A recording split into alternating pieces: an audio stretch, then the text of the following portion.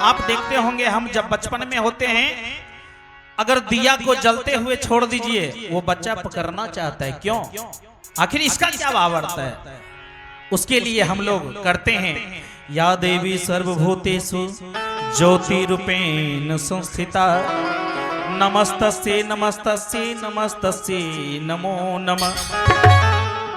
वो देवी हमारे अंदर में एक ज्योति के रूप में, एक प्रकाश के रूप में अवस्थित है।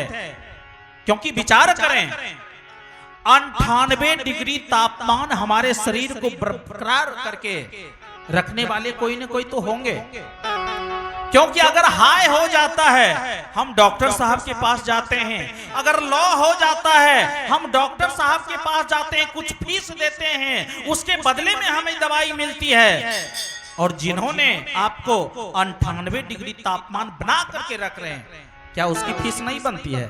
उसकी फीस बनती है। अब उसके लिए क्या करना पड़ेगा?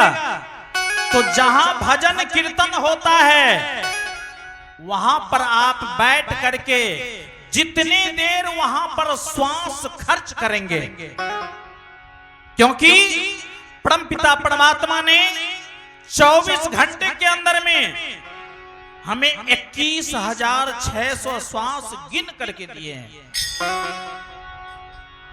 अब हम पुराने जमाने में सुना करते थे, हमारे बड़ बुजुर्ग लोग 100 बरस 150 बरस जीवित रहा करते थे, हजारों बरस जीवित रहा करते थे। आखिर क्या कारण था? क्योंकि जो 21,600 श्वास को वो कम खर्च करते थे, क्योंकि वो मेडिटेशन करते थे, योग करते थे। आज हम योग नहीं कर रहे हैं। भाग दौड़ भरी जिंदगी में हम इतने व्यस्त हो गए कि हम अपने आप को भूल गए। क्योंकि आप भोजन जो खाते हैं अपने शरीर को स्वस्थ रखने के लिए, लेकिन ये आत्मा का खुराक योग है, मेडिटेशन है, एक्सरसाइज है। जब तक आप उसको खुराक नहीं देंगे आप स्वस्थ कैसे रहेंगे? क्योंकि मेडिकल साइंस का रिसर्च है, ये मेडिकल साइंस का रिसर्च है कि हमारा शरीर जो है सेल से बना। अब ये सेल से फिर धीरे धीरे करके टिश्यू से ऑर्गन का निर्माण हुआ। अब ये ऑर्गन को भोजन चाहिए। अब ये आंख हमारी है, इसको विटामिन ए चाहिए, दांत है कैल्शियम चाहिए, लीवर है विटामिन B12 चाहिए। आपको देना होगा 1 ग्राम पर केजी के हिसाब से प्रोटीन चाहिए, 1000 mg कैल्शियम चाहिए इस शरीर को। तो भाई इस शरीर का तो खुराक अलग कर दिए, क्या जीवात्मा की खुराक नहीं होगी? जीवात्मा का भी खुराक है, उसको योग चाहिए। इसलिए कहा गया आपको यदि जीवन में स्वस्थ रहना है, आप सुबह सो करके उठने के बाद कम से कम 40 से 50 मिनट योग करें, एक्सरसाइज करें। उससे आपका दाहिना दिमाग जो है ना, सबकॉन्शियस माइंड एक्टिव होता है। हमारे नौजवान युवक जितने कंपटीशन की तैयारी कर रहे हैं उनके लिए ये बेहतर चीज है।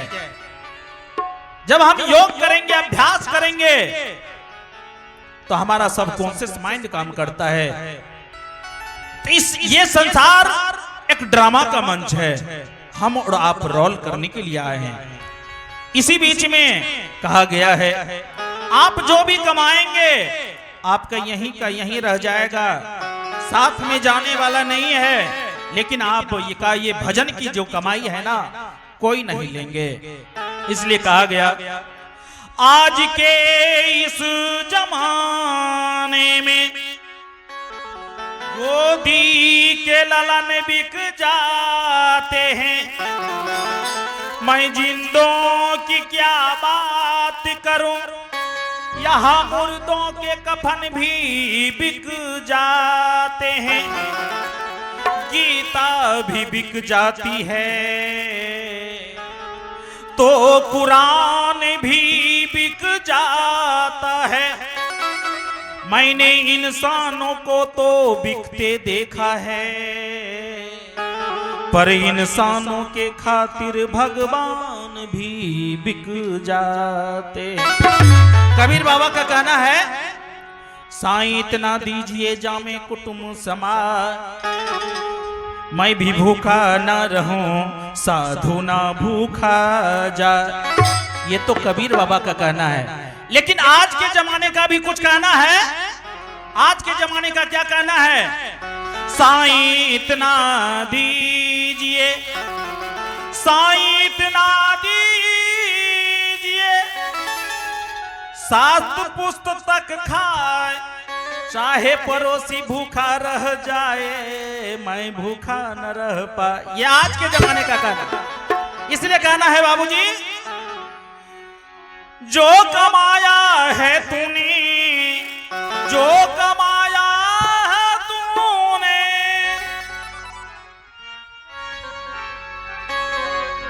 जो कमाया है तूने वो दूसरा ही खाएगा। खाली हाथ आया जग में, खाली हाथ जाएगा।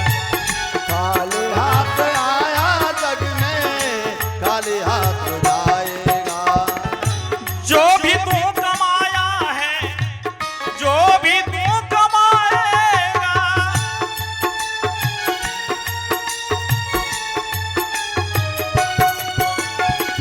जो भी तू कमाया है वो दूसरा ही खाएगा। खाली हाथ आया जग में, खाली हाथ जाएगा। खाली हाथ आया जग में, खाली हाथ जाएगा। कहा गया तूने जो इंसानियत कमाया इंसान को, है, तूने जो कमाया है, तूने जो कमाया है वो दूसरा ही खाएगा। खाली हाथ आया है और खाली हाथ जाएगा।